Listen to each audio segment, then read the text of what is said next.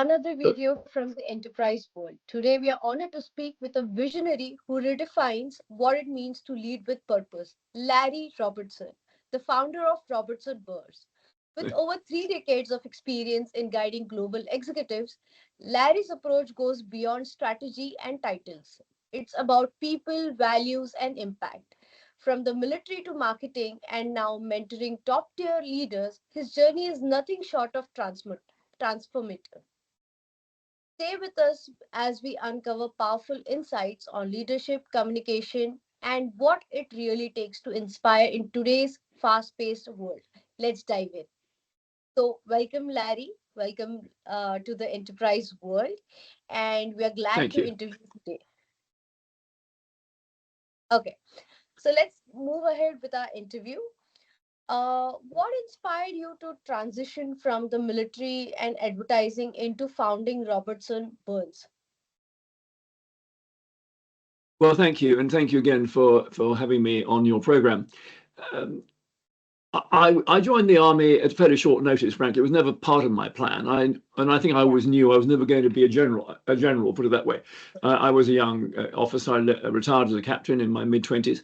I'd had a very interesting career and very fortunate and in a very great, quite well-known, famous historic regiment in the British Army, the Irish Guards. But it was wonderful, but I knew it wasn't for me long term. It did teach me lots of things, though. It taught me about leadership, taught me about teamwork, it taught me about strategy, taught me making decisions, and it taught me about myself, I think. I then did sort of the left-hand turn and joined this extraordinary advertising agency. It was then regarded as the most creative in the world for 3 years in a row by its peers all over the world. Extraordinary place. And so having gone from a very hierarchical, vertical, and dare I say, sort of white Anglo-Saxon historic organization in the British Army, I now went to a very horizontal organization where it was all about meritocracy, all about diversity. And I'm pleased to tell you, my very first boss was a woman who was my age. She was very smart. She was also a marathon runner. And her boss was a woman. And I learned very quickly that the power of diversity is what delivers creativity. Not just gender, of course. Gender is important, but more than gender. Every sort of the background, every sort of ethnicity, every sort of skill set, age, of course, and personality. And so everyone was brought in with a very common purpose, or very clear common purpose, to create the world's best advertising for our clients, to help our clients grow. It was very simple. So I loved all, but again, I think I realized that probably I was not smart enough to be a serious advertising mogul. I became an account director in this agency. And also by then I'd met my Australian wife. I'd been to Australia before, and we moved to Australia. And I set up my own advertising business that I then sold. And so this is a very long preamble to your answer to your question, because I want to give you a bit of context. Because always in my knowing myself, I always knew that I'm a little bit of a rebel. Despite a fairly traditional upbringing, I'm a bit of a rebel inside.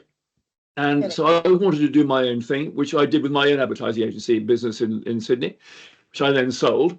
And what do I do now? And there was a big recession happening in Australia at that time. So there were no jobs. And anyway, I thought, well, I don't want to work for anybody else. I've done my own thing. I'll do it again. But what do I do?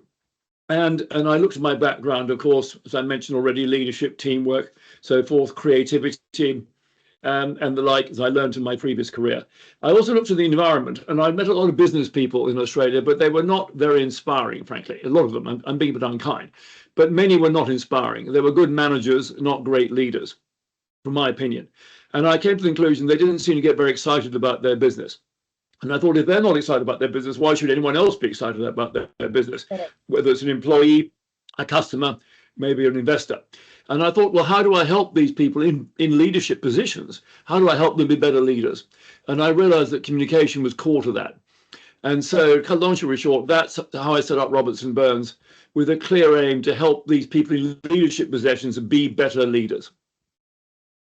Right. Okay. Thank you so much. So you emphasize that true leadership is about people, not just metrics or titles. How did that philosophy develop over the years? Well, I think the very word leadership suggests you're leading something or somebody. So I often use the phrase, you'll never succeed on your own. And I think that is true. Whether even an artist, a philosopher, a musician, let alone a business person or a sports person, is not going to succeed on their own. They have people who mentor them, advise them, coach them, teach them, maybe back them, invest in them, hire them, and so forth. And I asked the question myself, well, why should anybody want to hire you or support you or invest in you? And therefore, why should anyone want to follow somebody in a leadership role? And it really came down to me very clearly to me that it's not about being in a leadership position. It's not about having the title leader or having a big fancy office. It's about the disposition. It's about one's mindset as a leader. What is it we bring to the business or to the environment? And very quickly, I realized that unless we actually want to work with people, we want to inspire people, we want to encourage people and help people grow, then we will not be a very good leader. And hence, going back to my comment earlier about why did I start my Robertson Burns business, was I saw a lot of very decent people. I'm not being unkind. They were very decent. They were hardworking, well qualified. They were very good managers, but they were not inspiring people. They were not leading people, in my view. And that's what I recognize is I saw that in my army career. Of course, I saw great leaders who were very good at engaging and inspiring their people. I think I learned some of that myself, of course. I saw that in the advertising world, of course, the ability to connect and engage and move people's thinking and feeling. So thinking and feeling and doing to go and do something. And that's leadership. Okay, that's great. Thank you so much. So, in your experience, what is the key difference between management and leadership, and why is that distinction important today? It's such a lovely question, and there's a familiar sort of answer. Managers do the right thing, and leaders do things right. I think it's a bit deeper than that, frankly. And I suppose certainly that. Can I start that one again? Can I do that one again? Can we cancel that one? That's okay. That's okay. You can do it again. Let me start. So let's start that one. Delete that one. So you can ask the question again, and then I'll get into it. Okay. So in your experience, what is the key difference between management and leadership, and why is that distinction important today? Yes, well, it's a really good question and something that people often talk about. And there is I think a well-known saying that managers do things right and leaders do the right thing. And I totally agree with that. But I think it goes a wee bit deeper than that too. You see, we've all been ingrained with management since we were very small kids, we're children. Run faster, tidy your room, get higher marks at in your tests, and get a higher mark at school, and so forth. And then that carries on into our business world. We have budgets, and we have to exceed targets and so forth. We get promoted on these things, and we get paid on these things. And so everything is very much measured, which is very much a management tool. And it's important. Things need to get measured. Things need to get done. There's a process. But it's all about things. It's all about stuff. It's all about doing, if you like. And leadership is very much about people, as I said. And it's very much about creativity, if you like, thinking differently, and about outcomes. So trying to achieve an outcome. And so I think leaders need followers, where managers need doers. And I think getting that distinction right. So I'm not saying it's one is better than the other. You need both. And I often liken it to a coin, and we don't use coins very much anymore, thanks to the digital wallet. But a coin, if you look on one side of the coin, it will say 1 rupee, or it will say $1, or whatever it is, or £1, €1, let's say. And on the other side, there'll be some sort of emblem or a symbol. Perhaps in the UK case, there's the emblem of the King Charles, for example, or here it'd be a kangaroo.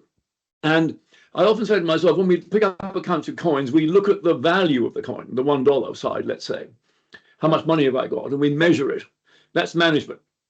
We don't really turn the coin over very often. If we do turn the coin over, we see the intrinsic value of that coin. We see what it represents in terms of the nation. In this case, I say a kangaroo, which is part of the coat of arms in Australia. In the UK, obviously the king, who's the monarch and the leader of the country. So and in every other country, in America, the eagle and so forth. So in every country, there is a symbol about who the organization, the country is, if you like, what it stands for in terms of values, its history, its very essence. And I think that, to me, I often use that symbol as a way of explaining the difference between management and leadership. Okay, great. Okay. So you've often said, if no one's listening, no one's following. How can leaders improve their communication to inspire trust and followership? Well, again, such a good question, because I think that so many people get into leadership roles and they just assume that people will listen. Correct. And I remind people that nobody has to listen, that listening is voluntary. Right. We have to help people. We have to help people listen. And these things don't work overly well. As you get older, they work less well, I can tell you. And the other challenge is that as I'm speaking with you right now, I'm competing with what's already in your head. I can't mind read. I just know that on average, you are thinking at around 1,200 words a minute. As I understand it, that is the thinking capacity of the brain, somewhere around, let's say, 1,000 to 1,500 words per minute.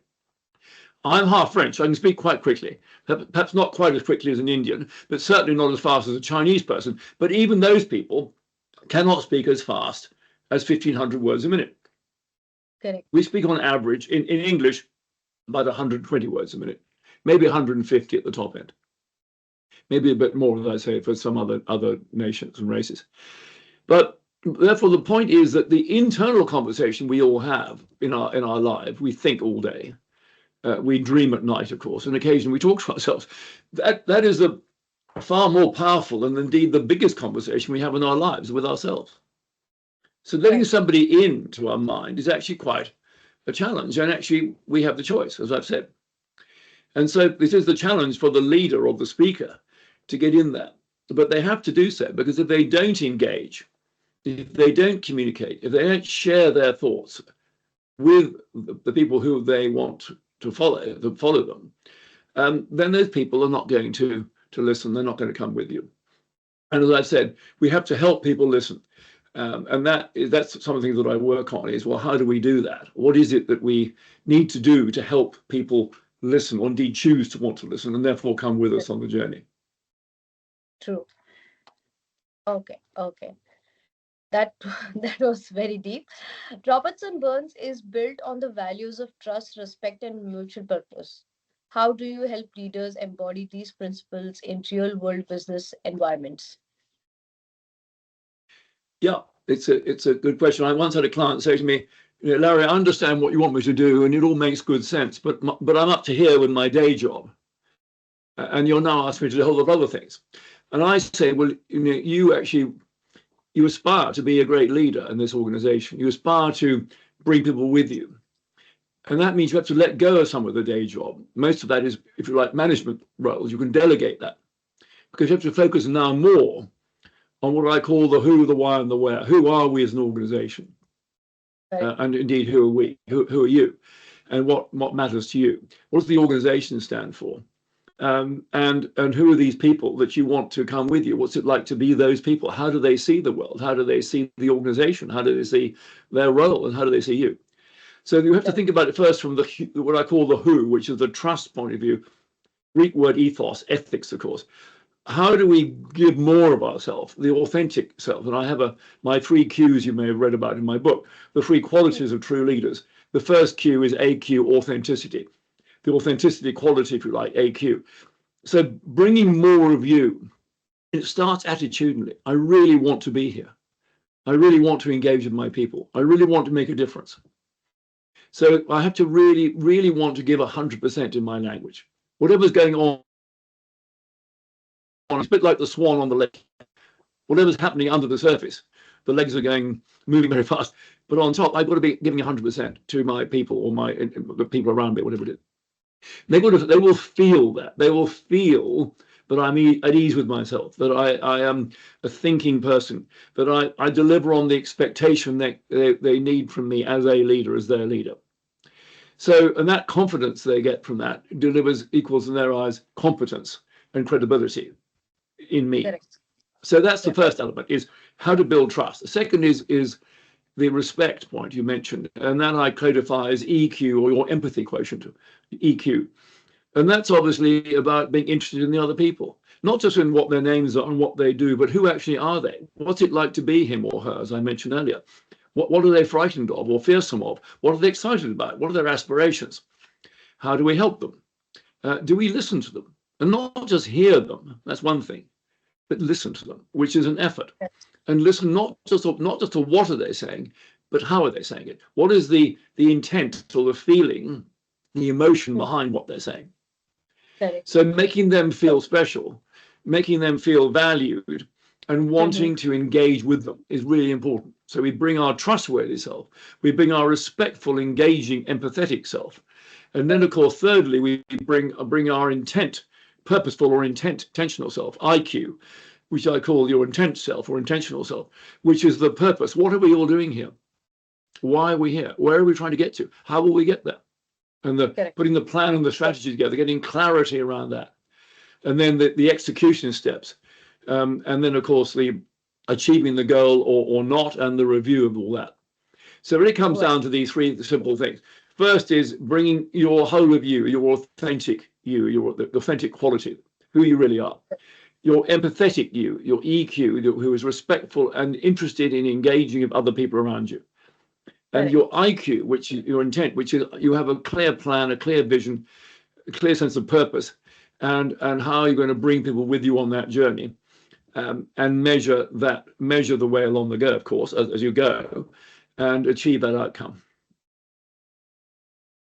That's great. That's great. Okay. So many clients say they become better people, not just better leaders, after working with your firm. What's the secret to driving such holistic transformation? Yes, people have said to me, it's interesting, and obviously I'm grateful and a bit humbled actually, that I'm a better person thanks to working with you or working with Robertson Burns. And I smile and I say, well, I think that is true. I think actually since I started Robertson Burns 32 years ago now, I think I'm probably a slightly better person. My family may not agree, of course, but I think I'm a slightly better person. I think I am more at ease with myself. I'm much clearer about who I am and what I stand for, what's important to me, and a sense of purpose in around what is the difference I really like to make. So I'm more settled in my own self and more at ease with myself. I'm not by no means perfect, as you can see already, but I'm also keen to learn. I want to continue learning, which is great. Sure. So that's the who, if you like. I think that people take that sense away, that they realize that while they know more about themselves, they recognize that it's about that self-awareness, about who they are and what it is we do well, but equally what it is we do not so well, particularly under pressure. They also, I think, realize that I've just said earlier, they need to be more engaging with people around them. That could be their partner, their spouse at home. It could be their children. I've had people say to me that their marriage has improved. They have people say to me they feel their children are enjoying with having their father or mother, particularly father or mother at home. So I think people are just taking home a better sense of themselves. Yeah. As I say to people, this is not just the leadership job or the presentational communication thing. This is you holistically 24/7. How do we improve you as a person, help you be more confident, help you be more impactful, help you engage people better, and help you make a real difference, both at work but also in your life. Right. True. Very well said. Okay. So your leadership approach blends head and heart. How can leaders find that balance in high pressure situation? Yeah, that's great. And get back to my comment earlier about that person who said to me, I'm up to here with my day job. And I think we're all under pressure. As you mentioned earlier in the start of the interview, the world we live in today is very high pressure. It's very high, very fast paced. We are surrounded by things all the time. We have technology coming at us from all directions. And as far as I know, both our physicality and our brain power has not improved that much since all this technology has hit us in the last 20, 30 years. So I think it is, going back to what I said earlier, I think it's recognizing that leadership is a combination of head and heart. So head is very much the clarity about what are we doing here, what do we need to do, what will that look like, how will we do it. So if you like, the planning and the process and the outcome, focusing on that and not losing sight of that. Equally, part of that clarity is not losing sight, as I said earlier, about who you are as an individual and what you stand for and what your organization stands for. So I was in the military. As I mentioned earlier, and I was under pressure a few times as a young officer, and I never lost sight of, if you like, my role as a young officer and the people around me, my role as a member of this great regiment, my role as a member of the British Army, and what we were doing there, and the values and the sense of righteousness, I guess, what they used to say, God, King, and Country, or in my case, it was God, Queen, and Country, because the Queen was alive then. And somehow there's this still sense of your sense of real purpose. So you're getting clarity around that and not losing sight of that, even when the pressure is on, and even when things are moving around. And I remember, even when the bullets are flying around, frankly, not losing sight of just who are we as an organization, what are we trying to do, what will success look like. The heart, of course, is recognizing that we have emotions, and we can express emotions in different ways. We have to remember we need to bring what I call one's appropriate authenticity. What is it that people expect of me right now? Do they expect me to be roaring with laughter? Do they expect me to be in tears? Do they expect me to come out in a complete mess? So recognize that the emotion I convey is going to translate to them.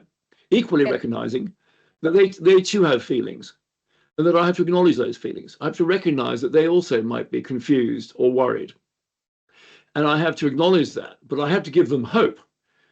Going back to what I said earlier about the clarity about what are we actually doing here, why are we doing it, and also the pathway to get there. So to me, that balance of head and heart, which I often refer to as clarity and humanity. True. Clarity and humanity, clarity around who we are, what are we trying to do, where are we going, etc., how do we get there, and the humanity, bringing out the best of me in that situation, the appropriate me as best I can, and the bringing out the best of them and helping them come along on the journey. Wow. True. Totally agree.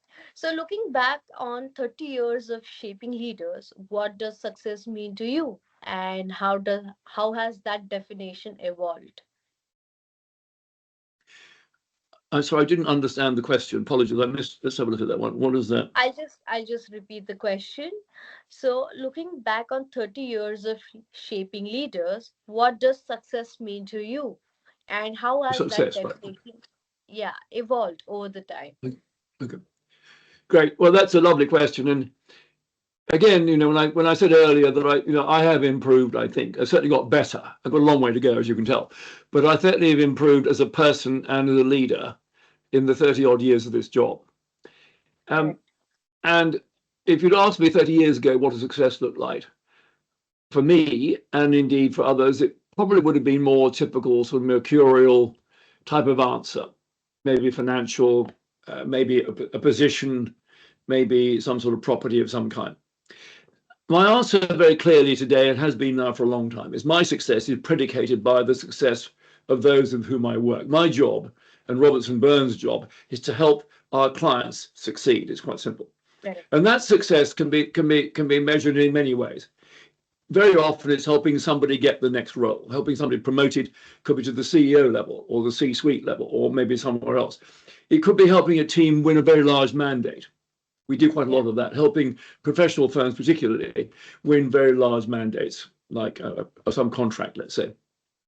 Right. It could be helping somebody get through a difficult interview like this. It could be helping somebody convince the board of their organization to invest in something, let's say. So whatever that individual's or that team's success is, our job is to help them achieve it. Our job, and we will set the pathway, working with those people, that individual, to get them there if we possibly can. And how we do it, of course, is how I've been talking about earlier. It's recognizing the clarity in humanity, and it is overlaying those three qualities of authentic, the AQ, the EQ, and the IQ, the trust, respect, and purpose, and creating that sense of mutuality with whomever they're trying to convince or bring with them. So success is it's an interesting word, success. And of course, we all have to pay our way. But I often said to people, the day that I focus on my achievement, the day I focus on my reward, the day I look at our bank balance, which we have to do occasionally, but the day I focus on it and start thinking about it too much is the day I slip on the banana skin, because it's the day that I'm now focusing, and we as an organization are focusing far too much inward about what's in this for us, rather than what is in it for you. Correct. Correct. Very well said. So, one last question. What advice would you give to emerging leaders today who want to lead with authenticity and purpose? Thank you. And I have the privilege sometimes we do of working with some of the children, maybe late teens, 20-year-olds, children of our clients. And it's a great honor to be asked to do that, and a sense of trust that we give them that privilege. And I would say to them, as I've sort of mentioned really in my book, actually, that leadership starts with self-leadership, getting to know oneself a bit better. And it's hard when you're a young person, really. As I said, I hinted myself, did I really know myself when I was younger? Not really. And my career, as you gather, has been a sort of what you might call a portfolio career of army, advertising, big agency, then my own advertising business, and now this business. And I think that's actually what I would advise a lot of people to do, is actually, I think people do move around a bit more now and experiment and try different things, both from a skill set point of view, but also I think from just getting to know themselves better and the people they enjoy working with. So self-leadership, who are you as an individual? What turns you on, frankly? What puts a smile on your face? Where's your passions? Where's your interest? What excites you? Values. What are your values? What's important to you? Are there any core principles that that you sort of stood by, maybe as a young person, or you admire and maybe you learned from school, university, or something? Then I think it's very much around understanding why you really, and that's a hard question to answer as a young person.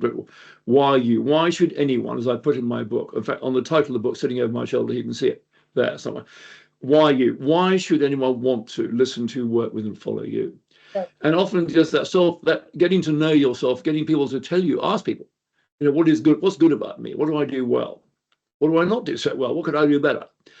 So I think it's understanding who we are as a person, and then I think it's recognizing that once you identify to a degree what is that industry, what is that sector, what is the world you want to go and explore and have a go, it's then engaging those people around you, being curious about what's going on there, asking lots of questions, wanting to sit down and listen actively and learn from people what's happening, and understand what is the real purpose of the organization, what is it really trying to achieve, what difference is it really trying to make, and what's its vision, what's it trying to achieve, and how will it do that? And ask yourself, how can I, as a young leader, how can I contribute to that success? Just as I said earlier about the Robertson Burns philosophy, our job is to help others succeed. I will say to our clients, I say, your job is to help your organization succeed. That's overarching job. You may have a particular task to do, but overarching job for every employee is to help its organization succeed. Correct. And obviously abide by the values and the principles and the culture that's there. And I think if you can give 100%, as I said, and help others, and because my view is only by helping others and serving others will you actually succeed yourself in the end. True. And that's interesting, as I go back to what I said earlier. That is called counterintuitive to a large degree with what we talked when we talked about management earlier. That in management, it's all about you being faster than the other person, running faster, getting a better mark, let's say, getting a bigger sales target, getting a bigger bonus. It's all about you or me as the individual. As we get into leadership positions, that is not the case. It's much more about teamwork. It's much more about working with others, collaborating with others, helping others, and together excited about the opportunity we can ahead of us and the difference we can make together. Right. True. Very well said.